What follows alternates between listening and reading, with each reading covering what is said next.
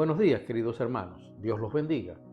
El perdón es, sin lugar a dudas, uno de los mayores retos a los que nos enfrentamos los hijos de Dios. Y es normal que así sea.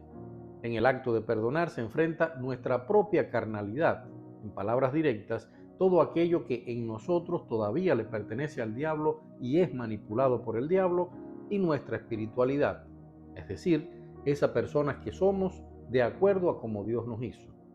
Porque no podemos olvidar que si nuestra carne nos comunica con nuestra naturaleza caída y pecadora, nuestro espíritu es la conexión creada por Dios para, a través de su Espíritu Santo, recordarnos que somos sus hijos, que le pertenecemos y que basta que lo invitemos a reinar en nuestros corazones, aceptando el señorío de Jesucristo para que lo conozcamos.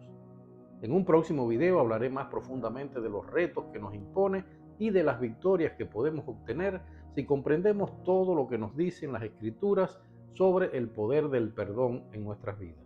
Hoy voy a contar una triste historia que lamentablemente he escuchado muchas veces y donde solo cambian los nombres de los protagonistas. He conocido 5 testimonios increíblemente idénticos, pero me voy a referir solamente a uno, el más cercano. Un colega periodista, de esos que no han aceptado a Cristo, pero por suerte respetan a quienes profesamos esa fe, comenzó a desilusionarse poco a poco porque la luz de sus ojos, el amor más grande de su vida, su único hijo, impulsado por unos cuantos vacíos que la sociedad moderna alemana inculca a los jóvenes, decidió escapar de sus consejos de padre.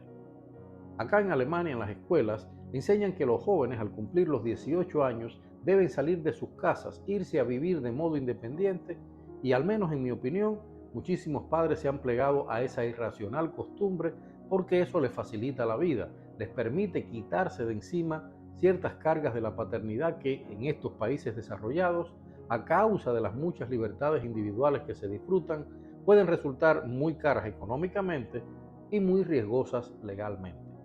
Eso, como arrojan los últimos estudios, ha provocado una separación preocupante de la relación familiar, dándose el caso de hijos que visitan a sus padres solamente en las fechas de Navidad, porque así lo establecen las costumbres.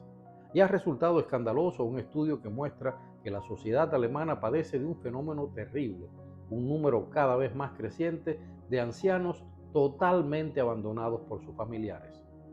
Este colega periodista intentó convencer a su hijo de que podía permanecer en casa hasta que tuviera una carrera. La respuesta del hijo fue negativa y se fue a vivir a una vivienda compartida, lo que acá en Alemania se llama WG, apartamentos rentados por varios jóvenes que así comparten los gastos, viviendo cada uno en una habitación, usualmente 3 o 4 personas. Por desgracia, sus compañeros lo fueron llevando por malos caminos. Primero la bebida, luego la droga, hasta que terminó robando productos del supermercado donde trabajaba a tiempo parcial mientras estudiaba en la universidad, donde también le iba muy mal. Lo condenaron por robo continuado a 2 años de prisión en un campamento de reeducación, donde lo menos que hizo fue reeducarse, porque también lamentablemente tuvo la mala suerte de caer en una de esas muchas instituciones que cada año, acá en Alemania, reciben miles de quejas y acusaciones de maltrato, desprecio e incluso abusos físicos de los adolescentes y jóvenes que deberían reeducar para su reinserción correcta en la sociedad. En este punto es donde se profundiza la tragedia. El muchacho, en un momento de lucidez, acude a su padre, mi colega periodista, y la respuesta que obtiene es rotunda. No escuchaste, te metiste por cabezadura en ese fanguizal y ahora tienes que salir solito de ahí. Me confesó tiempo después que a la herida de que su hijo eligiera la vida lejos del amor de sus padres, se sumó la traición que significaba para él que aquel hijo estuviera haciendo todo lo contrario a las enseñanzas que le habían dado desde niño él y su esposa, una madre amantísima, que por cierto a escondidas comenzó a visitar el campamento de reeducación intentando no dejar solo a su hijo. Cuando mi colega se enteró de que su mujer estaba visitando y ayudando con comida y dinero al traidor, a quien juró no perdonaría jamás, la emprendió contra ella y aquella discusión que duró largos meses casi les cuesta el divorcio. Ella le dijo muchas veces que no tenían nada que perdonar a su hijo, que era su hijo y ya solamente ese detalle era suficiente, porque su amor de madre estaba por encima de todo. Su hijo, aseguraba, había cometido muchas meteduras de pata, pero ahora necesitaba que ellos estuvieran ahí para que no siguiera perdiéndose. Él, durante meses, no lo entendió, y al cabo de un año, ya casi convencido por los argumentos de su esposa, decidió aceptar una propuesta: pedir permiso en el campamento para que su hijo los visitara y en casa, en familia, reviviendo el amor familiar que alguna vez existió entre ellos, hacerle ver a su hijo que, pese a sus errores, ellos estaban ahí para él, que podía contar con ellos para salir de ese agujero en el que se había metido por sus malas elecciones y decisiones. Prepararon todo al detalle para recibir la visita del hijo. Compraron sus golosinas favoritas. La madre preparó su plato preferido.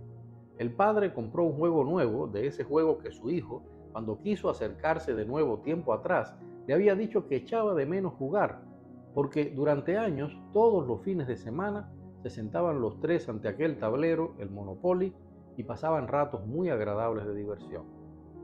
Pero el hijo no llegó. Mi colega volvió a molestarse y gritó rabioso a su esposa que ahora sí se había muerto su hijo, que para él estaba muerto y enterrado.